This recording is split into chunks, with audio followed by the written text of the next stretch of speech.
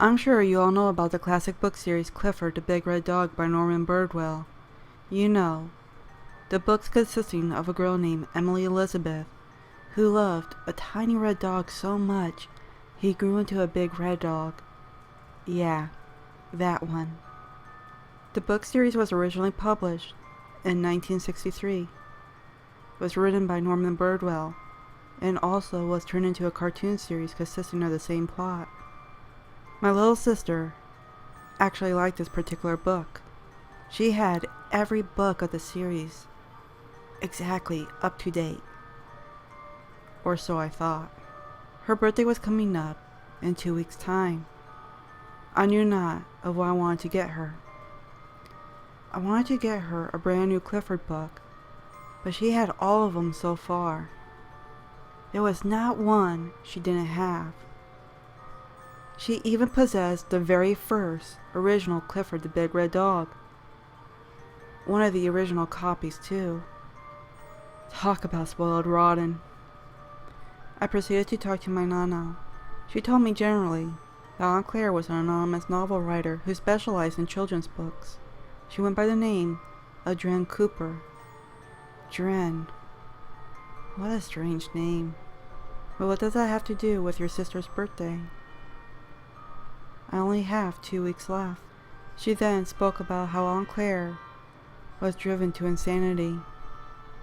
Your Aunt Claire was a possessive child. If Aunt Claire owned anything, she wouldn't let it go. Claire was not only possessive and protective, but she was the extremely jealous type. If she felt left out, she would let them know about it. My Nana began. However, Aunt Claire never knew when to shut her mouth or leave well enough alone.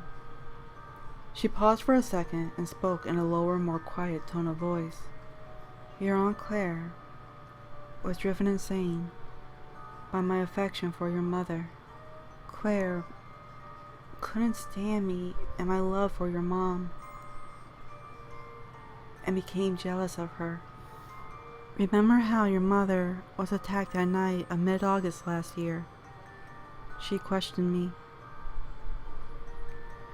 Flashes of that day flickered in my brain, faster than light. The brakes stopped working one night while we were riding in the car on an evening drive. Mom panicked, desperate for the car to stop. After a tumble in the car, crashing the car on its side, a stranger broke into the car's broken and exposed window and held a knife to my mother's neck. The person holding a knife to my mother's neck wore a hoodie and a Richard Nixon mask underneath it. The gashes that covered my mother and my body ached like hell, but not as much as my chest did. Seeing that knife by my mother's neck caused my heart to pound at a painful speed. A few moments later, however, a police cruiser had arrived at the scene, finding a wrecked sedan crumbled in some pine trees, and alerted an ambulance. Lucky us, we made our great escape. But I was never told who that was. I nodded slowly, trying to reblock that painful memory from my brain. That was your Aunt Claire. She was taken away to a mental institution shortly after being questioned by the police. My Nana spoke harshly and lowly. I was baffled. What could I say? She forced a smile again. Dren Cooper had good intentions, however. She dedicated herself to writing cute novels. Anyway, what was it you asked, dearie? I must have forgot already. You know me. She giggled at her own forgetfulness. Bless her soul. I was inquiring about a present for Anya's birthday. I spoke, although Nana didn't seem to think so. The words she'd spoken had caused the environment to become awkward and slightly uncomfortable. Ah, yes. Sorry, dearie, she said with a smile upon her aging face. She slowly got up and walked out of the room, leaving me alone with my thoughts. No more than seconds later, Nana entered the room again. Nana entered the room again, holding a thin yet rather large book. Take this, dear. Dren Cooper wrote it. She was inspired by the concept of Clifford, and wanted to recreate her own version of the story. This was the only one she ever made. Make sure little Anya takes good care of this, with pride and care. It could be worth a lot of money one day, she babbled on. I will, Nana? Have you read this book before? Nana looked back at me with a puzzled look. I haven't, but it seems okay. It's only a children's short novel after all. Right, I said, a little concerned, but I smiled anyway, and thanked her greatly. No problem. Upon arriving home, I opened my bag containing the Clifford book that I had to hide from my sister. I looked at the cover. It worried me a little. The cover consisted of Clifford laying down in his kennel, asleep. It was gray in the background, or at least a stone-gray hue. It appeared to be raining. A red outline was drawn on all the characters, and full red for the dog, which appeared to be sleeping. A few people were surrounding it, each of them with a sad expression on their face. Emily Elizabeth, the young girl, known as his owner, was hugging the dog's nose that was bigger than her. She had a tear streaming down her face. The two dogs, Cleo and T-Bone, also appeared saddened. What kind of book is this? I thought aloud. What kind of book is what? I heard Anya's high-pitched voice squeal in my doorway. I gasped and quickly shoved the book into my bag before she seen it. Oh, nothing. Don't worry about it, okay? I smiled gleefully at her. Tried my best to hide my concern of the strange novel I had just been given. Anya cocked her head slightly to the side with a confused expression, but quickly faded into a cheery smile. Okay, she yelled happily as she skipped away. I got up and locked the door as I stared back at the bag containing the novel by Dren Cooper. Dren was an odd name, so before reading into the book, I looked it up, just out of curiosity as to whether it was a valid name or not. I didn't find much on it except a few characters in some shows that had the name Dren, one being from Tokyo Mew Mew, but I didn't care much of the name Claire had given herself, nor its origin. I only cared about the contents of this book. I pulled the book back out of my bag and stared intently at the cover. It had some dead pixels in the background, and I swear they made out a picture of what I couldn't figure out. I opened the book to its first page. It looked happy and normal. I gave a sigh of relief at the thought of maybe, just maybe, it being a normal and happy book. The first page consisted of Clifford being hugged by Emily. It had some writing on the bottom of the page. As it was a picture book, it didn't have many words. About a sentence or two per page, really. Clifford, you're the best big red dog in the whole wide world. We're so lucky we have you to protect us. I love you. This was cute and normal for this type of book. The second page had a picture of a stormy night and some writing explaining that it was a stormy night. Simple enough, no? The third page was also okay. It just said how Clifford was trying to sleep during the storm and had become frightened at the lightning and thunder.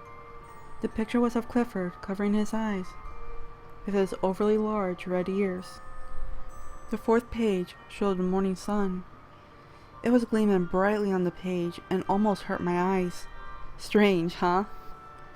It showed Clifford with a not so happy look upon his face, but more of a face covered in paranoia and scars. It said, Clifford woke up that morning, still scared of the noise and flashing lights from that night. He sat by Emily's window and waited for her to wake up. The fifth page showed Emily yawning, and the bottom described how she giggled at Clifford's face and how worried he looked. Don't worry, boy. The thunderstorm has gone now. Look how nice it is. Clifford didn't seem secure still, but tried to brush it off. The next page consisted of two local dogs, Cleo and T-Bone, smiling up at Clifford, telling him to come and play in a big wooden house they found. Page 7 showed the three dogs in a large wood-surrounded area. It looked like an empty room. Clifford, Emily said how she was worried about how scared you were. How about sleeping here for the night? It's big and you'll fit in, and your nose won't get wet at all like in your kennel. You'll be okay in here, I'm sure, the little purple dog had said. The writing was in purple to represent who was speaking. Page 8 consisted of Clifford laying down in the large wooden building with his eyes closed peacefully. It simply said, Clifford slept well that night.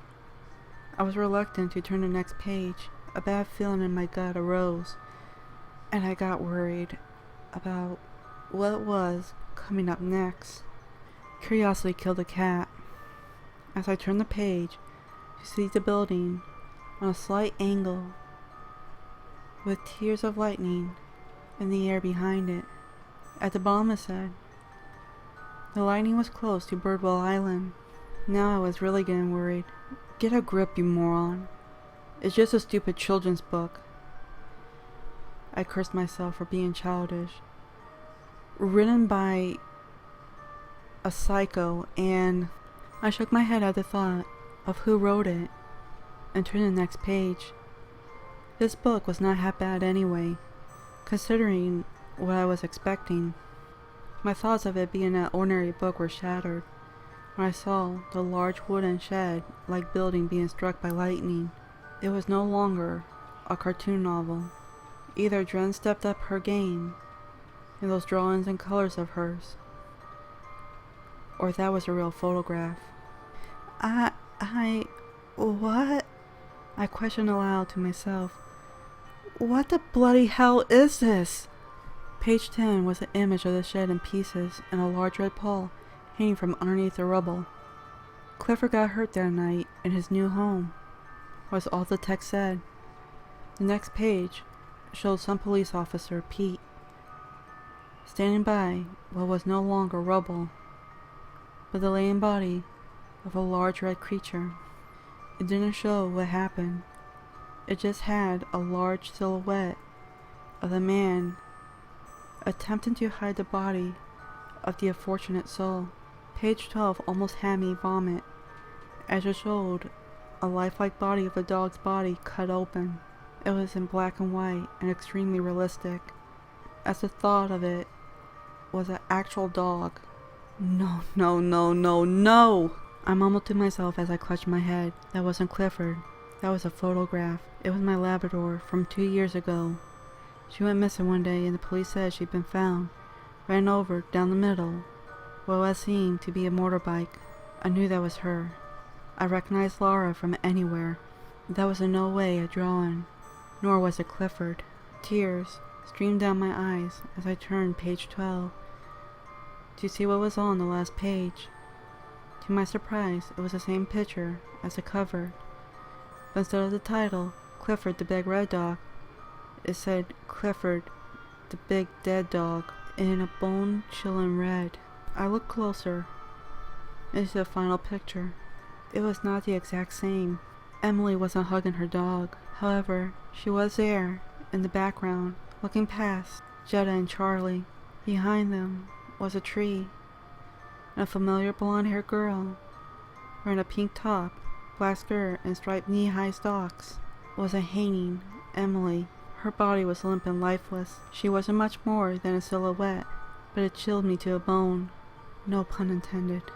I put the book back in my bag and went out. I went to buy Anya a cute charm bracelet.